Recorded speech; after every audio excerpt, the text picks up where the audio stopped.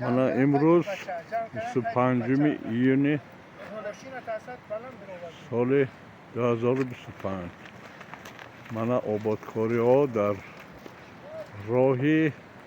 آسایشگاه دکتر طاهری آبادانی mana همینجا استراحت کننده هم اومده یاردم کردن که ثواب بگیرن راهسازی ثواب mana این آسایشگاه mana این ماشین حاضر برآمده نمیتواند چون که اینجا راه